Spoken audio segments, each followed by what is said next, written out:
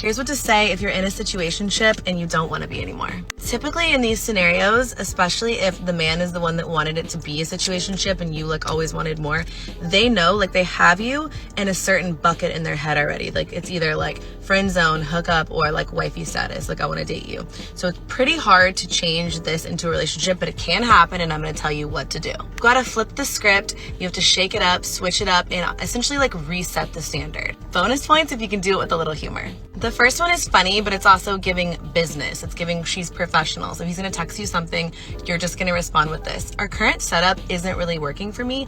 Let me know if you're open to discussing alternative options. It's probably really gonna catch him off guard, and we love that.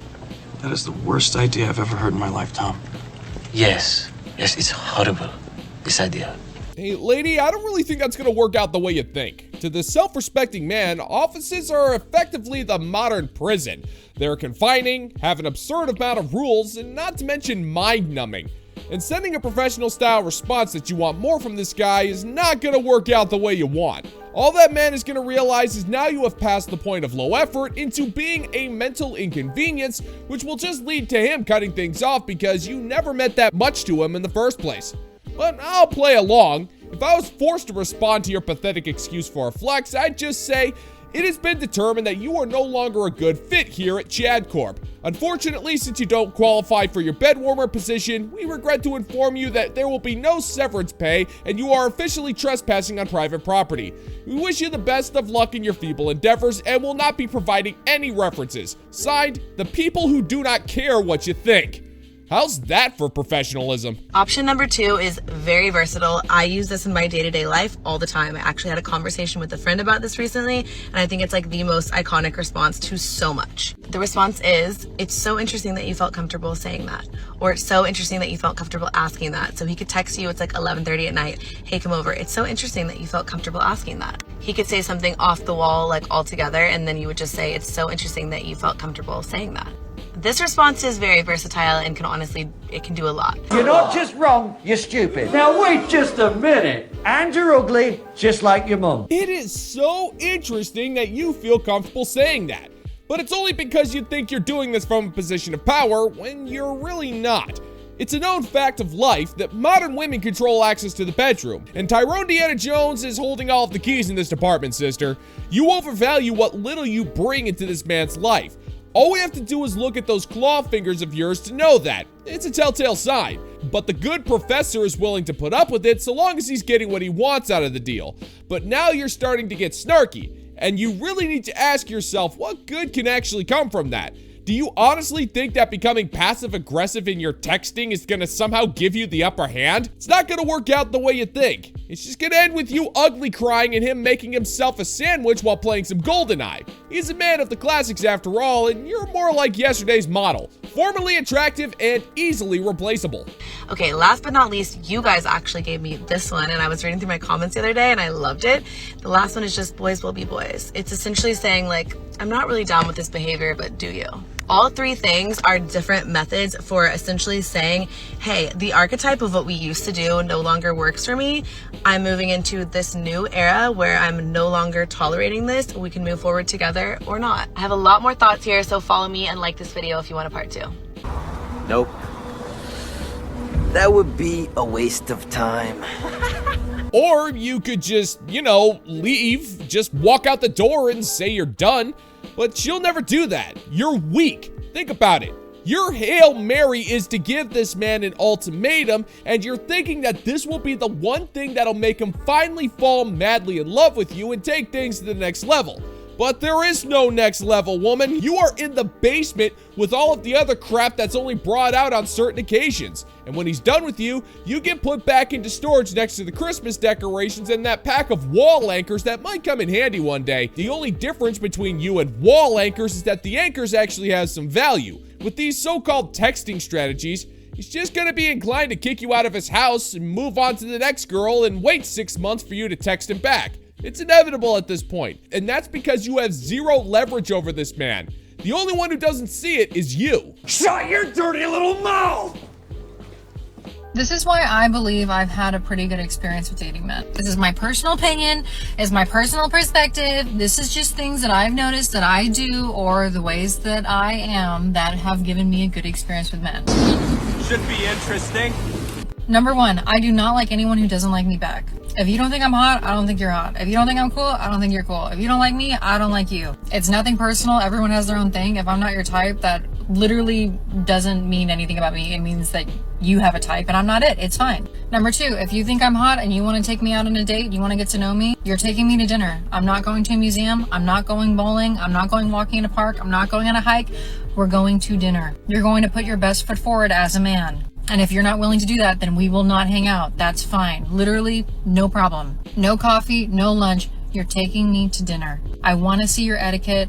I want to see, it shows so much about how you were raised, how you take a woman to dinner. It's going to tell me everything I need to know about you as a man. Can you hold a conversation? Do you offer to pick me up? Do you offer to send an Uber? What kind of place do you take me? Like, what are your manners when we get there? How do you treat the waiter? Like, that's going to show me so much about you. What you order, how many drinks you have, like, it tells you so much about a man. Oh, you poor, mentally unstable little freak of nature. There is no need for this. We get it. You don't know how to cook and you're hungry. You don't need to go into some tirade about why it's important for a man to buy you a meal. Your freezer is empty and you don't want to go out and buy another frozen dinner. The whole manners thing isn't real. There is no way it could possibly be real. Why is it important for the man to have manners when you clearly have none? This isn't a rhetorical question. You clearly do not have any manners. It's rude to make demands of a man who's interested in getting to know you, and it's rude to be judging a man on every single thing he does while being completely oblivious to your own terrible behavior. Dinner dates are reserved for women who have earned them, not for spoiled hussies who can't even operate a kitchen sink without running the risk of an electrical fire in her own kitchen. Number three, I do not date a guy who clubs. I do not date a guy who's always out partying. I do not date a guy who has a super curated Instagram feed. Like, none of that. If you're always trying to keep up with the Joneses and you're always posting that you're at Nobu or you're at this club or you're at this thing and you're at this event, like, you're always looking for the new next thing. You don't have stability and you're not busy enough, and I'm not interested in that. I go for little to no social media, dad energy vibes.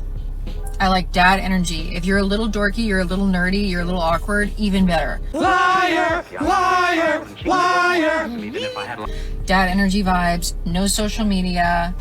Number four, how you talk about your mother and how you talk about your ex-girlfriends and how you talk about your sister or sisters if you have them. If you ever say that your mother, any of your sisters, or any of your ex-girlfriends are a bitch, if you utter that, or they're crazy or whatever, if you don't have, like, even, they don't have to be perfect people, but you have, like, if he doesn't have, like, class and how he describes them, no, red flag. Wow.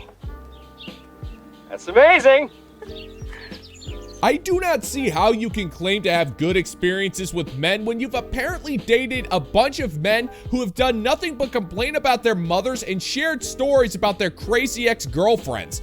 It seems to me like you're doing a little bit of lying there, sweet cheeks, but you're hopelessly single. Lying is what you do. That and holding crazy double standards. You did the 1-2 punch right there by saying that you want a man who's a nerdy dad type of guy, which is just outright false for obvious reasons, combined with the double standard that he doesn't use social media as you display your entitlement on a social media app for the entire planet to witness and to take notes. And this is compounded by the fact that you think your demands are somehow the key to having good experiences with men. But I don't see how this could be the case. Men have preferences that you will immediately take personally, but you think that your requirements are somewhat reasonable by comparison, which just goes to show that your experiences with men are minimal at the absolute best. Number five, and you guys are going to fight me on this one. If he has female friends. If he has female friends, that is a positive. I want to date a guy who has female friends. I want to date a guy who is used to seeing women in a context that is not romantic or sexual, that he likes being around and that he respects his people. That is not a red flag to me. That is a green flag. And number six, if he has a career that he is happy in and that he's fulfilled in and that he feels like checks all the boxes he needs to check. If he doesn't have that as a man, he's not going to be happy. and he's gonna take that out on you. I don't care if he's an electrician or if he's a movie producer. Like, if you have to have something that keeps you busy, keeps you motivated, keeps you productive, and that you feel like motivates you, inspires you, makes you feel accomplished. Even if you do have a good career and you have way too much time on your hands, like, I do not want to date a guy who has a ton of time on his hands. I only want to date someone who has a life and things that he is passionate about outside of his relationship with me. And that's a good rule of thumb for both genders. So yeah, if you'd like more, let me know, because I'm sure I can bring up more, but those are the first 6 that come to mind. Give me some money. Give me some money. Here's a funny story for you, sister. I once knew a fry cook who was incredibly passionate about his job. The attention to detail he had, ensuring that those french fries were perfectly cooked with just the right ratio of crispiness to fluffiness. They were never undercooked or overdone. He was truly an artisan. He kept that fryer immaculate and spent his off time studying oil densities and figuring out the perfect frying environments for different regional potatoes. This was a guy who truly loved his job as a fry cook. So under that rationale, he'd be perfect for you, right? I mean, he's a fry cook, and fry cooks don't exactly make a whole lot of money, but the job gives him a sense of purpose that he's never had before. So, green flag, right? Of course not, you silly broad. And that's because when you say he feels like he has a purpose, that means he must have a high-paying job that can afford you to never have to work again. But I got some bad news for you, sister. Even if you did find this man appealing, that fry cook has some serious standards, and he's already determined he's not willing to cook you a batch of french fries, which is a shame, because he'll give fries to hobos, con artists, and dudes convicted of petty larceny. But can you really blame him? This is a man who's not willing to waste his art on a walking, talking red flag such as yourself, but that's because he has common sense, and you clearly don't. Amen. So we all know in 2024 the dating scene kind of sucks, and a lot of that has to do with the fact that men no longer court women. Men no longer pursue women the way they used to. Think about The Notebook. Think about the way that Noah pursued Allie from the second he saw her. That literally doesn't happen anymore.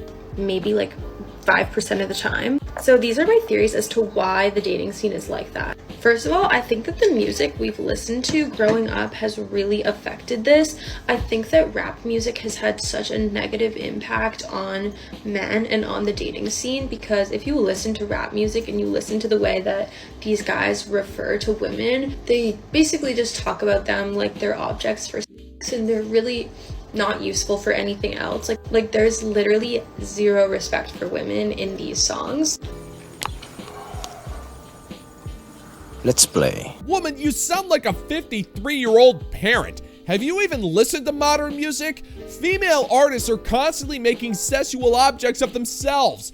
Not only are they dressing provocatively, they literally make songs glorifying their reproductive organs, and terribly, I might add. And if you ever worked for a retail outlet, you'll know that for every single song that focuses on the bedroom bounce, there are at least 2 songs that are about unrealistic relationship expectations. That's how the industry works. You demand the storybook lifestyle, which is why you opened up your pathetic argument with The Notebook, a fictional romantic sap movie that has no bearing on reality whatsoever. It's a movie I've never seen, but I can say with complete confidence that it is most certainly not one of the best movies around. And it's those expectations combined with the insufferable nature of the modern woman that has made men think twice about dating or even thinking about courtship. And thanks to our billionaire overlord's iron grip on the music industry as a whole, the movement of men making music about the dangers of modern dating really doesn't seem like a possibility. The second thing is pornography, and unfortunately a lot of boys get exposed to this at such a young age, and it drastically affects the way their brains view women. It basically teaches them to unwillingly sexualize everything and every woman that they come across, basically just viewing them as objects for instead of as actual human beings. It also makes it harder for them to be in a committed relationship because they're used to seeing different girls every single time they watch this. They lose appreciation for a woman's body and just for her as a human being because they have such easy access to naked women. They don't need to court women in order to see these things, so they stop courting women in real life too. And that's an interesting thing about mathematics, is when you're 50% right, you're 100% wrong.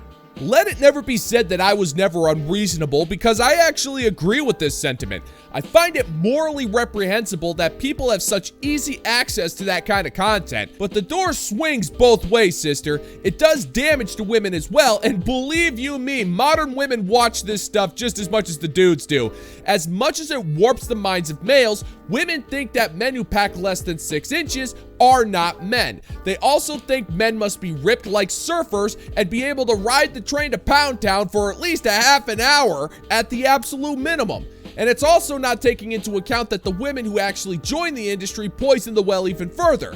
It's a tragic system that doesn't even seem to be slowing down at all. It's destroying human pair bonding on all fronts, not just with men.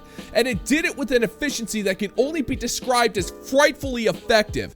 But this is something that isn't really being addressed because it keeps people complicit and addicted to regular hits of dopamine. It really is kind of tragic.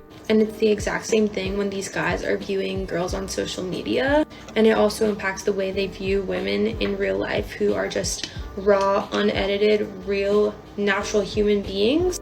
Because now their brains are so trained into thinking that that's not what attractive women look like. They think that women are supposed to look like what they see in porn and on social media, when all of that is fake. Women giving it up way too easy. Why would a man court you and try hard to win you over when he can just buy you a drink at the bar and then get in your pants? Just as much as men are not courting women, we are also enabling them.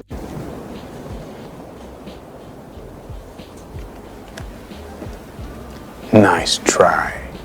I see what you're trying to do there, but it's not gonna work. It's kind of silly for you to blame men for female beauty standards when you're the one applying the makeup onto your face. We didn't set that standard. That was all you, sweetheart. I also find it interesting how you spend all of this time explaining why men are the problem, and then in a pathetic attempt to try to save face, you turn around and make a passing comment about female promiscuity, which is a massive part of why we're in this mess in the first place, and then still find a way to blame men by accusing them of being the enablers of this behavior. It seems no matter the case, men are the ones to be blamed for the fact that they're unwilling to make your notebook fantasy a reality. Men are waking up and just deciding it's not worth it to date anymore. But can you really blame us? No matter what we do, no matter what we say, unless we're in 150% agreement with you, we're always wrong. So yeah, we're not willing to court anymore. Your rant has made it clear that there's not even anything worth courting.